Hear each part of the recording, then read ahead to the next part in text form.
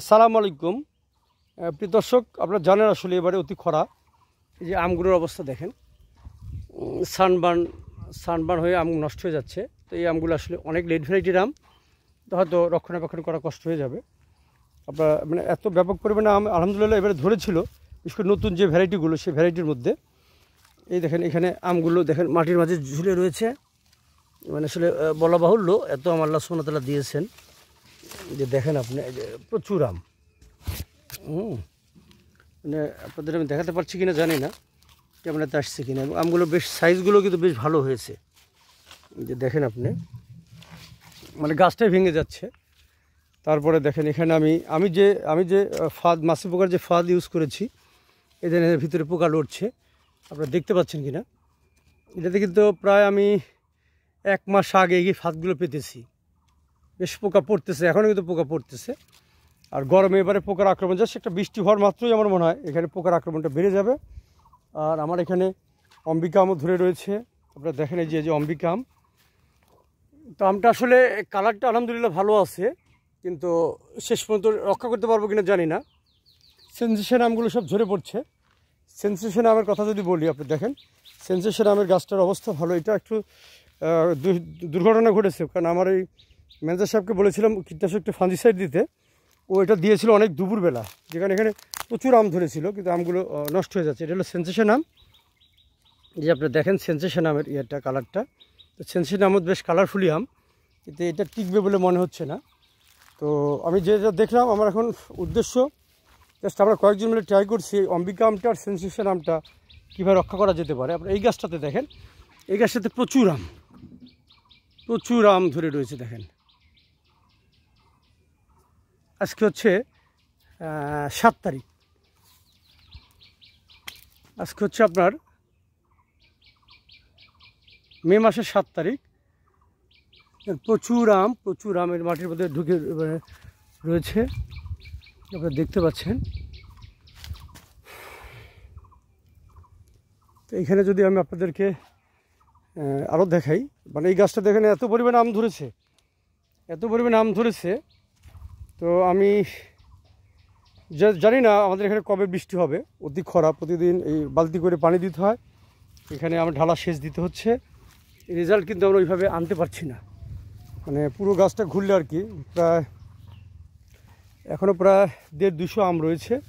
আপনারা দেখেন কি পরিমাণে আম ধরেছে। আমটার বিয়ারিং এবং আমার রোগবালাই খুব কম। আপনারা দেখেন এই যে আমে যে এটা ঝরে গেছে এই যে দেখেন।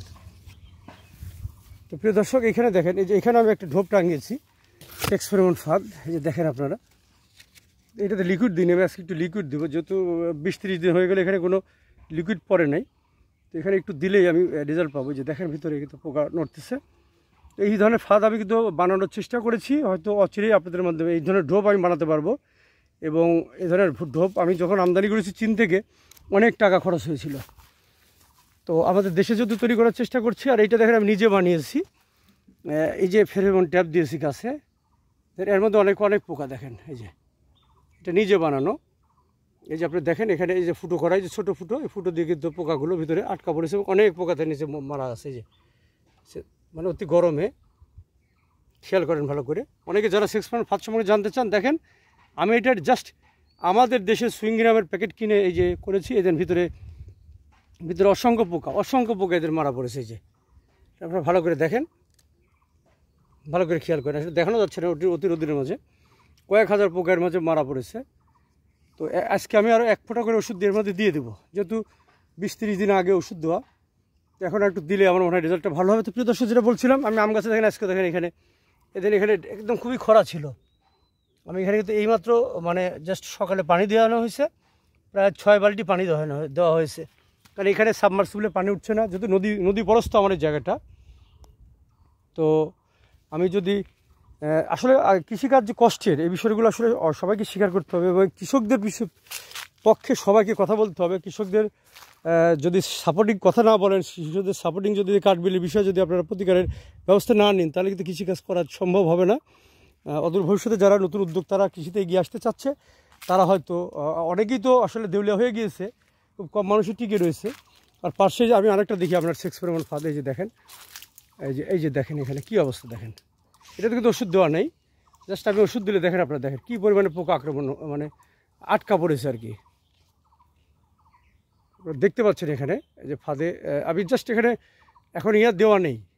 আর এইটা আমার 12 মাসি বাতাবি লেবু, দেখতে পাচ্ছেন যে 12 মাসি বাতাবি লেবুগুলো বড় হয়েছে এবং এই বাতাবি লেবু বেশ কিছু কাঠবিলি খেয়েছে এবং যে কাঠবিলি যেটা খাচ্ছে সেখানে পছন্দ ধরে পড়ে ঝরে পড়ছে, বেশ বড় বড় সাইজ। আমি বেশ কিছু কাঠ আবার এই দিন ছোটো 12 মাসি বাতাবি লেবুর কথা যেটা বলেছি, হ্যাঁ। তারপরে মুকুলি গাছ ভরে আছে, কিন্তু এইখানে দেখেন আমি যেভাবে রেখেছি, এই যে বড় বড় বস্তা দিয়ে আমি কিন্তু বাতাবি লেবুকে ঢেকে রেখেছি। অনেক বাতাবি লেবু যে দেখেন এখানে ঝোপা ঝোপা বাতাবি লেবু ধরে রয়েছে, মানে যেটা আসলে পেয়ারা লেবুর ক্ষেত্রেও এতটা দেখা যায় খুব কম।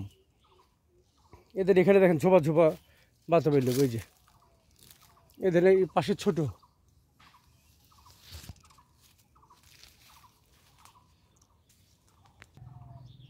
তো দর্শক, সব মিলিয়ে আসলে যে উদ্দেশ্যে ভিডিওটা বানানো, অতি খরায় যে আমাদের অবস্থাটা খুবই খারাপ, দোয়া করবেন। এখানে যদি কখনো বৃষ্টি হয়, আজকে 7 তারিখ মে মাসের, আল্লাহ যেন শিলাবৃষ্টি বা অন্যান্য দুর্যোগ ঝড় বৃষ্টি না দেয়, দিলে ব্যাপক ক্ষতি হবে।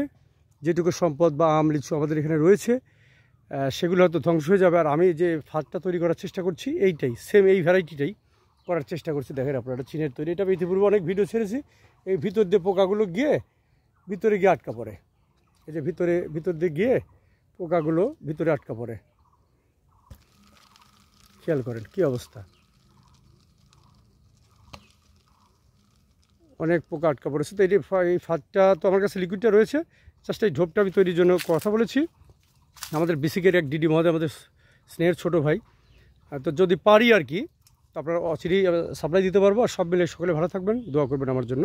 আসসালামু আলাইকুম ওয়া রাহমাতুল্লাহ।